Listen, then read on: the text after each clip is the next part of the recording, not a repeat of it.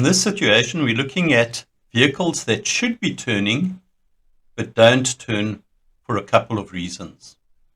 So in this animation, we have the red vehicle in a mandatory turning lane, the green vehicle going straight, but instead of turning, the red vehicle continues straight instead, and their paths intersect and crash. So here we have a truck in a mandatory turning lane. I'll just to pause it there for a moment. You can see it indicates that the truck needs to turn. The camera can either turn, it's got the option of turning or going straight.